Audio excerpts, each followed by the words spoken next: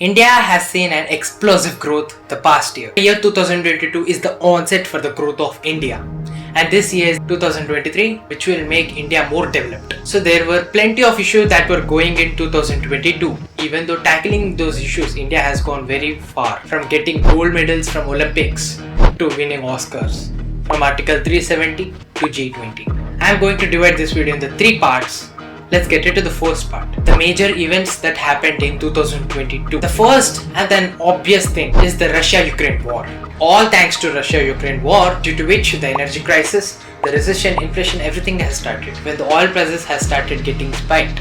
Russia-Ukraine war is one of the major issue in this 21st century. And there was the China's aggression, and there was Taliban issue which happened last year. We had a diplomatic relations with Afghanistan, and the Taliban occupied the Afghanistan. The relations became complicated. India has still helped the Taliban in making roads in terms of transport and everything, and even Taliban has kept their hands forward to help India. So we can see a relationship forming. In the recent news, India has given 200 crores to Taliban to build roads. And the fourth and fifth big thing is the Pakistan and Sri Lanka issue. See, everybody have left their hopes upon Pakistan, including their owner China as well. Pakistan issue has become so worse that only India can help it. It doesn't have any other solution. India has helped Sri Lanka a lot. And last year there was a Rick and roll in the British politics. From Boris Johnson to Rishi Sunak. There was recession, there was tax rebates, so many things going on in the UK politics. But it ended up with Rishi Sunak. In all these things happening, inflation thought, why should I sit quiet? And inflation entered. Luckily last year COVID swept off. And all thanks to India for providing Covaxin and Covishield and the Maitri's magic which worked out in more than 100 countries. These are the major issues which happened in 2022. Namaskarams everyone, my name is Murali Karthik. Welcome to STalk. Let's talk about India today.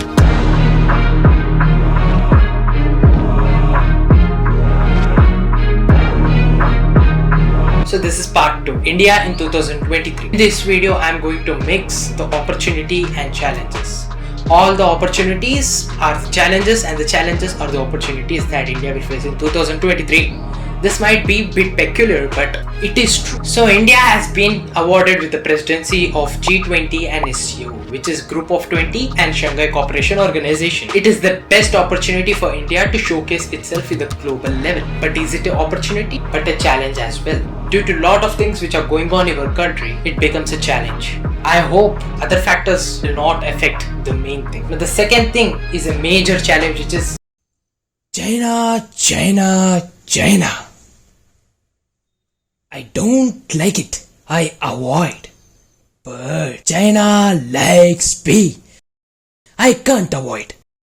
See, the indo-china conflict cannot be explained in 10 minutes video, neither in a film nor in a web series. The Indo-China issue is like a Saas Bahu serial which will run for decades and decades with a lot of twists and turns every single day. Jokes aside, we have seen China's interest upon India from past few years, but in the recent examples we have seen the Galwan Valley issue, the Tawang in the Arunachal Pradesh issue, the Aksai chain, the problems that are created by China in LAC. In the recent news, China has renamed few places in Arunachal Pradesh and China has killed 20 innocent from army. How brutal is that? China is a major problem for us. Obviously it doesn't want us to grow. It has also said no to the rupee trade as well. China shouldn't be ignored. Beijing says all is well, but New Delhi says all is in the well.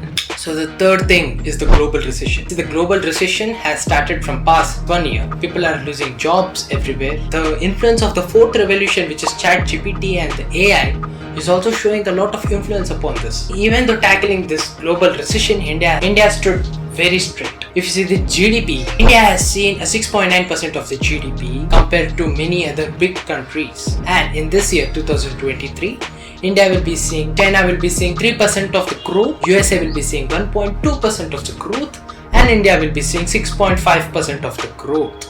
With that same continuation, India is going to see 6.6% of the growth in GDP the next year as well. With a constant growth, India is going to become a superpower in the next decade. And even the stock markets are also performing very good. In the year 2022, the stock markets have given us 10% of the growth.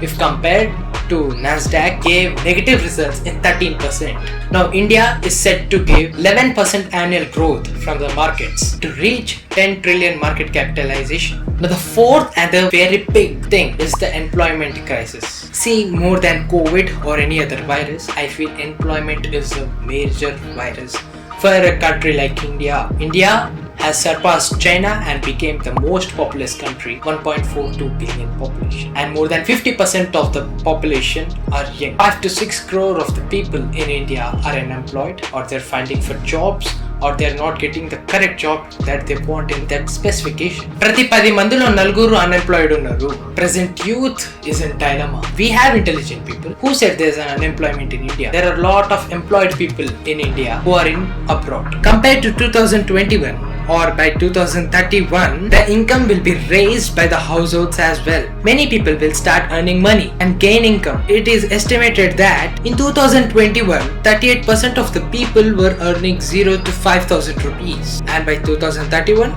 it will be reduced to 13%. And in 2021, people who were earning between 10,000 to 35,000 were 24%, and it will grow to 46%. And the 2% people who are earning above 35,000, it will grow to 7%. Obviously, the manufacturing sector is going to grow. The visual capitalists have shared predictions in 2023 in which they have shared few things. One is the energy will remain expensive, the Russia-Ukraine war will not end, India will have a strong year, or manufacturing will shift away from China. It means that China will be not the only country that can export, but there are many other upcoming countries, including India. See, the recent news that we have got to know is the lithium reserves that India got in Kashmir. India has come to the 7th position in the world with the largest lithium reserves. So India is going to make iron batteries helpful, provide its contribution in the EV sector, automobile sector, and all the sectors. Apple has also announced that it will stop doing its manufacturing in China, shifts its manufacturing in India. You can see India is becoming a manufacturing unit. Currently in 2022, the share of manufacturing of India is 15%. By 2032, the share of manufacturing of India will grow to 20%. China opted 4 things to become a manufacturing hub, which are good infrastructure, skilled workforce, taxation policies, and foreign investment. If we see these 4 aspects, the skilled workforce, India has one of the most skilled people who are in abroad countries. So we have to encourage them to work for India and to provide their services in this growing India. And India has the most young people. The government is making taxation policies regularly with a good aspect. And foreign investment, FDI and FII. The FDI and FII both are showing a keen interest upon India's growth. Many articles, many websites have predicted that India is going to get an explosive growth, and India is a very great option for investment. India is the only option for the investment left for the foreign investors. Currently, urban employment in India is 4-year low. So I hope this doesn't disrupt the economy and the growth of India. And the 5th thing is the higher oil prices. India is one of the largest importer, and India exports very less. In this world, 18% of the people live in India, and India's share in exports in the whole world are just 1.5%, which is very less, but not anymore. India imports a lot of petroleum, crude oil, energy kind of stuff, natural gas, which indeed affects our environment and lead to global warming, because of which we can see the 6th challenge, which is climate change. You can see a cold wave happening in February and a heat wave happening in March. What kind of climate is this? The climate has become completely unpredictable. See, Iraq is the top oil supplier for India, but now India's Russian oil have doubled the supplying of the Iraq. India's imports of crude oil from Russia have touched to a new mark, 1.4 million barrels per day. See, it's obvious that the whole world runs upon oil, due to which lot of dependency has created energy crisis. See, India's dependency upon soil. See, the consumption of all this energy stuff is going to get double by the next decade. See, because of all these things, the climate is getting very worse. We can't just blame upon one single sector. All these things are interlinked and interdependent as well. See, the oil which is imported from different countries in India, what does India do with that oil? 70% of that oil is for self-consumption, and the remaining 30% which is left over will be exported to other countries. This has to be reversed. The 30% has to be used for self-consumption, and the remaining 70% should be exported. Currently, India's exports are $450 billion and the imports are $750 billion already. But India is aiming to reach the mark of $700 billion of exports in the coming years, which will definitely happen. Not just $700 billion, it will surpass it very soon. It will surpass even the imports of our country. So I have made planetary predictions upon how India will grow, how this world will get changed. So if you are interested in the astrology and planetary predictions, please go check it out, my video. The link is given down in the description. Interdependency undadam valla India has taken a good initiative, which is the energy transition. India is showing a great interest upon the renewable energy and the green energy. In budget lo, India has invested 35 to 50,000 crores upon the green energy and renewable energy. Let's talk about the seventh aspect, which is general elections happening this year. Assembly elections already started from February to December, and the Lok Sabha elections will take place at the ending of this year and the onset of the next year. All over the world, majority of the countries ఈ year general elections ఉన్నాయి. So we are lot of geopolitical, national political and state political changes, and this is a revolutionary mark as well. And the eighth aspect, the best aspect, is the Cricket World Cup.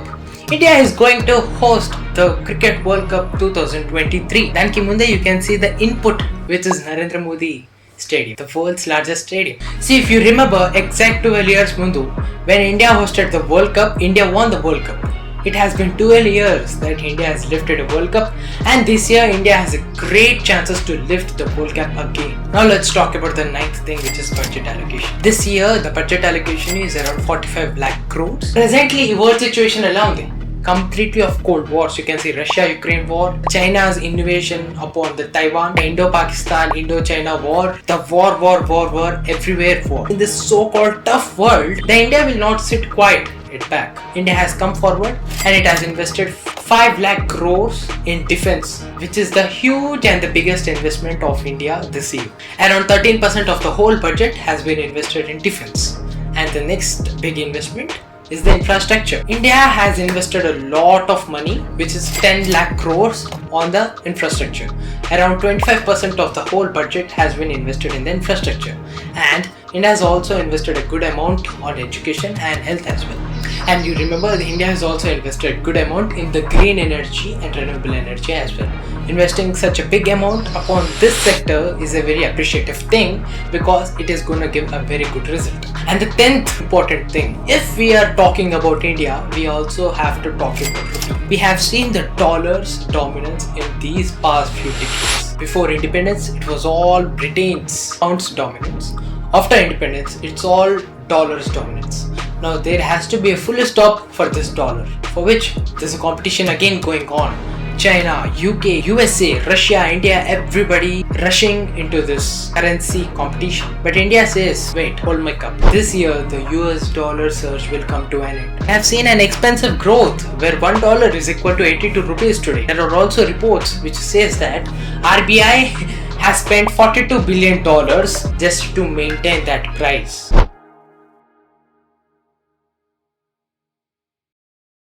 Or else today $1 could cross more than 90 or 100 rupees easily. Instead of wasting that amount on this thing, they could have spent more money into the budget, infrastructure, healthcare, defense, and even the exports as well. Okay, all these things are drawbacks. Let's not discuss about it. The whole world is completely in the dollar trap. The whole world is running upon dollar, completely dependent upon dollar. Dollar has so much of value in every country. RBI has said a very good news that in the recent quarter, about 35 countries are interested to trade with India in rupee, among which 18 countries have agreed and also started doing rupee trade, especially Sri Lanka, for which the dollar has become very costly. There's no option left for Sri Lanka, and India's rupee is the only option left for Sri Lanka. Half of the countries have agreed it, and it's just a few months of time where all the other countries will start doing rupee trade. This will be a very big achievement for India. The UPI of India is getting accepted the global wise. India,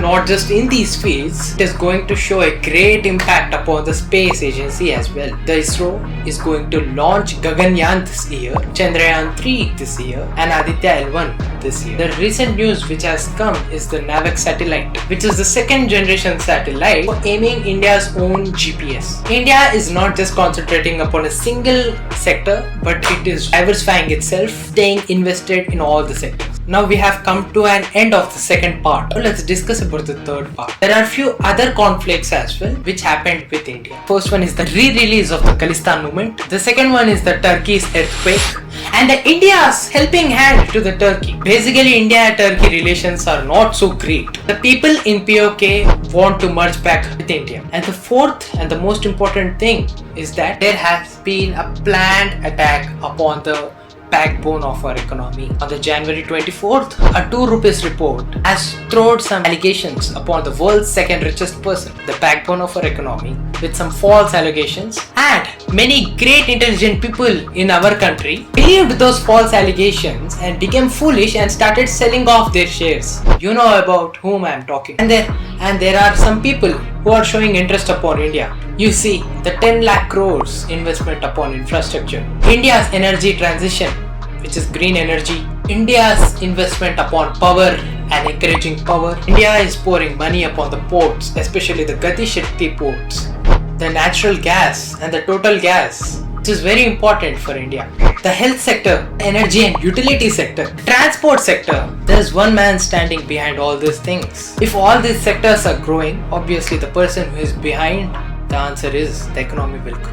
Trust me, foolish people will believe upon the foolish arguments and foolish allegations. The Adani buying Afia port and the government's actions near Indonesia gives a savage reply to America and China. I believe it's true that depending upon one single thing and one single person can lead to a very disastrous thing. It all depends upon our belief and our trust. If we own people won't support our country, won't encourage the youngsters, backstabbing the growing people, and the growing economy will never grow in lives. But there is some or the other thing going on every single day. You can see many things happening. Example like the RBI withdrawing 2000 notes, the Odisha's major accident, and plenty of things happening. So here I have presented my view. If you are interested in such topics, please give a like to this video, share it with your friends and family members. Comment down and let me know the things that I missed. Subscribe to my channel and click the bell icon. Let's meet in another video. Till then, Bharat Mata Ki Jai.